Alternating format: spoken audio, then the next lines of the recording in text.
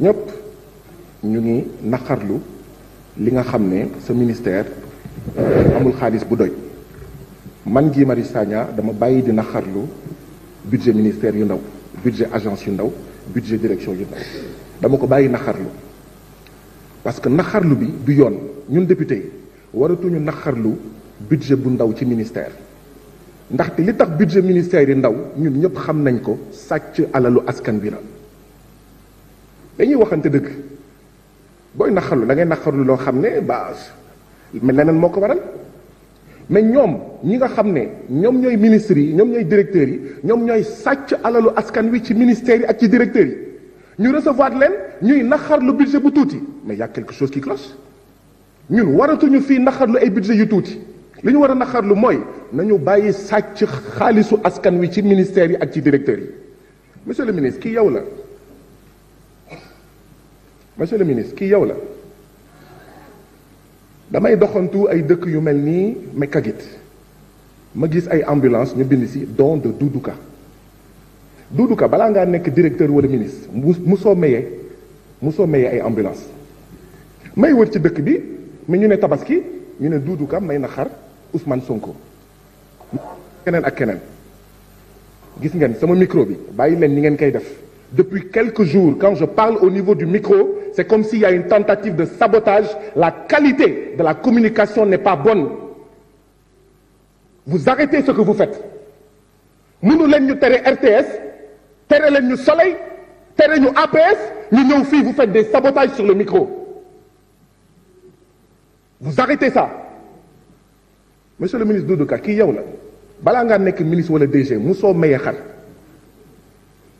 monsieur le ministre balaa nga nekk ministre wala DG non du loolu sax laay wax AIBD man Casamance man doomu Casamance la doomu Ziguinchor la donc Casa Sport sama xol laa ko teg ñi ma tegee tous les clubs sénégalais sama xol monsieur le ministre lu tax parce que dañ la nommé AIBD nga jël 50 millions jox ko Casa Sport je précise Casa Sport war nañ ko may ay milliards US Gorée war nañ ko may ay milliards AS Jaraaf war nañ ko may ay milliards mais le problème mooy d'accorduma ak président Macky Sall saa yi bu nommé ministre fenn wala mu nommé en fait directeur fenn ñooñu di jël xaalisu ministère bi xaalisu direction bi di ko yóbbu seen dëkk ba pare di bugg a jaxase sénégalais yi seen biir lenn laay laajte est-ce que AIBD bi Teungueth FC nekkee champion en fait du Sénégal joxoon nañ ko 50 millions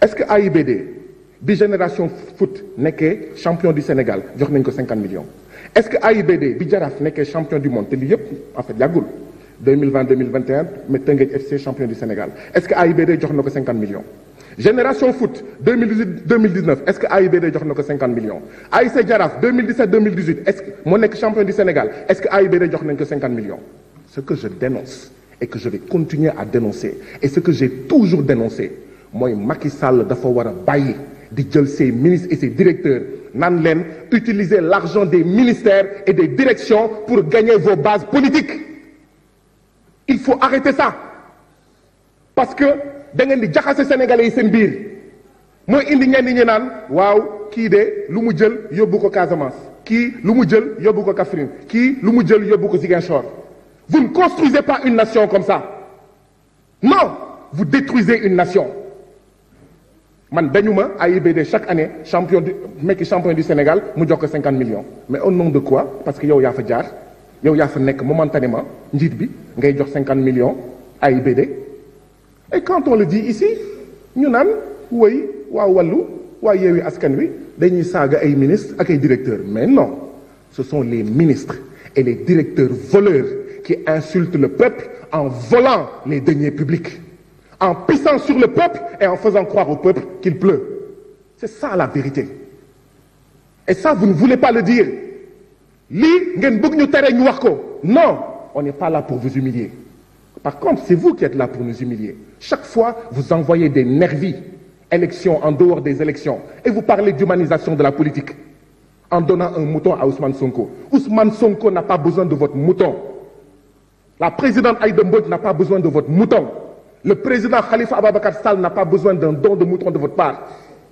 Vous voulez humaniser la politique, vous arrêtez, vous cessez d'être un nervi de l'APR. Vous êtes une très mauvaise nouvelle.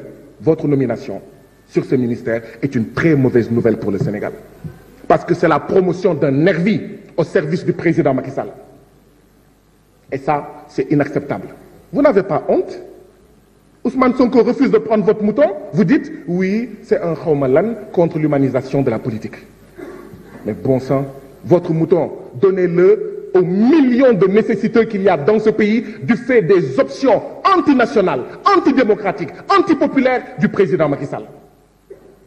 Vous arrêtez de faire le cinéma et vous arrêtez de bastonner les gens. Parce que ce qui va se passer, mais c'est ce qui s'est passé à l'Assemblée nationale, vous allez envoyer vos nervis bastonner des militants du PASTEF. Un jour, ils vont riposter, on va dire, voilà les violents. Depuis 2012, c'est comme ça. Mais c'est pour ça que oui, certaines dénonciations sont hypocrites. Parce que ce qui se passe à l'Assemblée nationale n'est pas déconnecté de ce qui se passe dehors. C'est ce qui se passe dehors depuis 2012, avec vos pratiques de violence sur les activistes, sur les mouvements citoyens, sur les opposants, sur les leaders politiques, qui a lieu ici. Et malheureusement, ça s'est traduit par les faits, par les incidents, par les événements que tout le monde déplore. Mais lan mooy ndey ji, mais ici c'est le Sénégal, ça ne vous appartient pas. Ça ne nous appartient pas, mais ça ne vous appartient pas. Pourquoi régulièrement vous utilisez l'argent des Sénégalais pour payer des nervis? Pourquoi régulièrement vous utilisez l'argent des Sénégalais pour mais consolider votre base politique? Ce sont des crimes économiques. FONGIP, scandale. AIBD, scandale. C'est pour ça que je dis oui, vous êtes une très mauvaise nouvelle à la tête de ce ministère.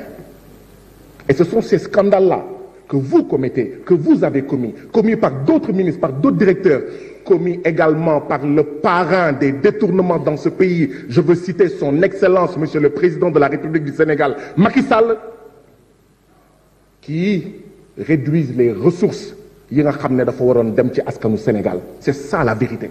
Du loolu rek.